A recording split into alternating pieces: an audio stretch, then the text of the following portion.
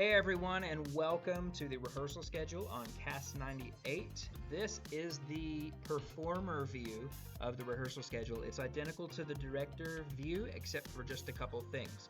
And because this is the director tutorial, I'm going to spend most of the time on the director version, but I did just want to show you on the performer version a couple of things. One being that your performers are going to see when a rehearsal has been updated, which is really helpful when they come, maybe you're halfway through your rehearsal process and they want to know, there's been changes to an upcoming rehearsal. They can quickly identify which rehearsals have had some of the information changed.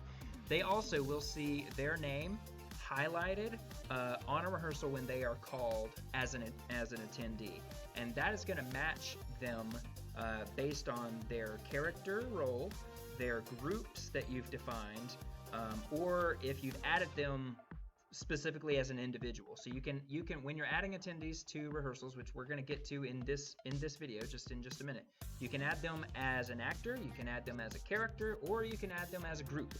And so if any of those match, when your performer logs in and looks at the schedule, they will see their rehearsals highlighted. There's also a filter up here called the Just Mine filter. It is very popular. Let me show past rehearsals. Oh, we don't have any disappearing because I'm on all of these, but it is a very popular filter, and that will hide any rehearsal where the logged in performer is not matching any of the attendees. So very easy. There's also, the last thing I'm going to show you for the performers, the ability to add any rehearsal directly to their calendar. So this eliminates the human error element of trying to copy information from a spreadsheet to my personal Google Calendar. I live and die by my Google Calendar off of my phone, and I can't tell you how many times I have either just missed a rehearsal entirely in a schedule spreadsheet, or I've entered the information wrong, gotten the start time wrong or the date wrong, and I've gotten a phone call from my stage manager 15 minutes into rehearsal saying, "Where the heck are you? You're supposed to be here." And I'm like, ah! So you will avoid that crisis moment because they can export a rehearsal directly into their Google Calendar. Now, if you change a rehearsal midway through, this is something they will need to know. If you make changes to a rehearsal, change the time, change the date, that's not going to update their Google Calendar because it's not a smart integration with their Google Calendar. It is just a one-time export. So they will need to delete that from their calendar, the old version, or update what's on their calendar with the new version. Some people, usually directors, we've never gotten this feature request from performers.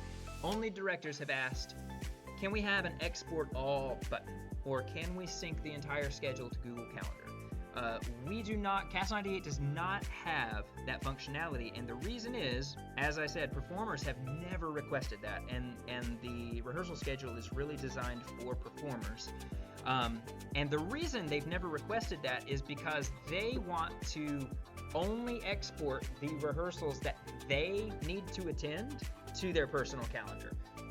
It would be counterintuitive, counterproductive to provide an export all functionality when I'm only called to half the rehearsals. I don't want to see everybody else's rehearsals on my personal calendar. That's why our Just Mine filter is so popular, because people are always trying to weed out the irrelevant rehearsals and look at just what they are called to.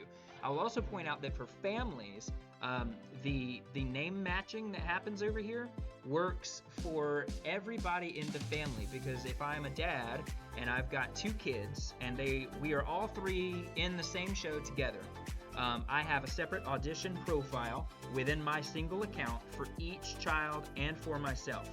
So when I'm looking at the schedule, as you see here, I've got Titus, Kristen, Jules, Patrick, Hugo. They are all within my family on this account. And so I can see which child is supposed to be at which rehearsal, or is it myself? And that makes things really easy for me as a parent to identify who I need to take to the studio at what time and on what day. So I wanted you to see all of that before we switch over to the director version of the schedule. And while we're looking at this, I will point out there are two menus here. One's the director tools and the cast resources, cast and crew resources. anything under the cast and crew resources, you will look at this through the lens of a performer.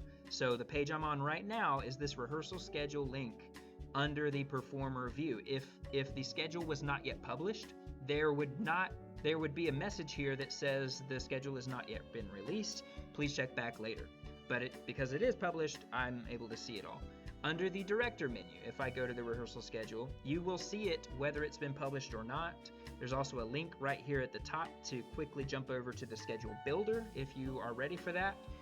There's a toggle here to turn the rehearsal schedule off and on, and there's a quick add button so you can easily and quickly add a rehearsal to the schedule. So this is where you want to live if you are trying to get ahead of the week, maybe after you have announced your audition form. Maybe you're in a scenario where you've already cast your show and you just are trying to schedule rehearsals as quickly as possible. You can send the prompts to your cast members, your performers, saying, hey, we're going to use Cast98, but I need you to create your account, submit the audition form so that I can capture your conflicts. And while they're doing that, you can jump in here and use this quick add button to go ahead and start adding rehearsals to the schedule. So why don't we do that real quick? So I'm going to add one here that says read scene 1. We're going to say act 1, scene 1. And this is a read through. We're going to put this on June 15th, and we're going to say you'll be assigned a script at this rehearsal. Okay, and the location, this is going to be the studio. Now, I will say you are able to define a default rehearsal venue within your studio settings, and so if you do that, your location will be automatically populated for you, and that's pretty helpful. So I can go ahead and save changes. By default, this is going to be, the attendees are going to be marked as everybody. This is a full company call. If you want, and in most scenarios, you will, for Act 1, Scene 1, that might be everybody, but it might only be a handful of people. So you can review attendees, and if you have just turned on your audition form, then you're not going to see all these names. You will instead see any groups you've defined and your characters, but under cast, you probably won't see many names because you haven't worked on your cast list yet. But I could easily here deselect the all, and instead this is just going to be Agents of S.H.I.E.L.D. Maybe Act 1, Scene 1 is just the Agents of S.H.I.E.L.D. We have yet to meet any Avengers or really big names. So I'm just going to select Agents, and I'm going to save changes. Okay, so now we see read Act 1, Scene 1 right here, June 15th. But it's out of order. Why is it out of order? Because when you add a new rehearsal to the schedule, maybe I'll patch this before you even watch this video, but it shows up at the bottom of your rehearsal schedule right in front of opening night. So that's just a little quirk to be aware of. If I refresh the page, it's going to be in chronological order. When your performers come and look at the schedule, it's going to be in the correct order. But something just to be aware of, any new rehearsal you add appears right above opening night. And you see it's got the badge saying it was updated today. Patrick and Hugo are matching because they are both Agents of S.H.I.E.L.D. based on our cast list. But of course, if you're doing this before you've even started your cast list, you won't see anybody matched there.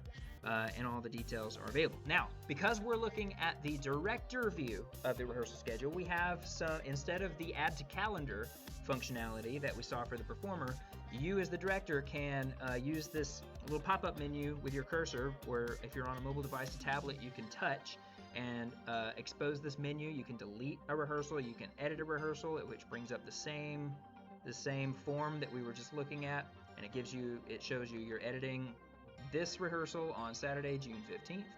We're going to just dismiss that, and that's right, we're going to lose our editing changes. Or I can message the attendees for this rehearsal. So as you move into your rehearsal process, if you are making changes to the schedule, it would greatly benefit your performers if you use this messaging tool to send a message to the attendees and say, hey, something changed here. When you do, they are going to get an email notification with the update, the new information for the rehearsal, the date, the time, the location, all that, and you can leave a message if you want to. It's totally optional, but it is helpful if you change the time. Tell them you changed the time. If you change the date, tell them you changed the date. If you're going to cancel this rehearsal, maybe use this message attendees tool before you use the delete rehearsal. So I might say, this rehearsal is getting canceled. And I'm gonna hit send message on that. It's gonna send the emails. You can watch it update. And then I can come and use the delete rehearsal button, and I can confirm that. I'm not going to do that because I want this up here as an example for future people, but that's how I recommend you use that. There's also this calendar view. Because we're just looking at the rehearsal schedule, we're not looking at the schedule builder. This is just a very simple calendar view of the rehearsals. It's just a different way to look at it, kind of see the rhythm and flow. It's not going to highlight a rehearsal that is mine or where I'm matched as an attendee, but it does give a quick view of all the rehearsals you're going to have in your process. So that's pretty handy as well. If you have any questions about the rehearsal schedule, or if you want to make any feature requests, you can email. Right here it says, if you have any questions, just email us at questions@cast98.com. That's one way, but I would prefer if you go down to the footer, there's a request support, and you click on that, it brings up this dialog, and then you can contact us with a feature request, a bug report, whatever it is. And when you use this form, it's going to prompt me with a link to this page, whatever you're looking at, whatever tool you're using. It's going to send me your question or your note, your bug report, whatever it is, with a link to the page that you're currently on. And that's very helpful to me so I can quickly go to where you are, see exactly what you're seeing, and try to help troubleshoot something if you're having a problem. So that's on every page. You can go down to the footer and request support. This has been the rehearsal schedule. Again, if you want to see this in person and play around with it, you can go to demo.cast98.com, follow the prompts to the DIY director demo, and try it for yourself.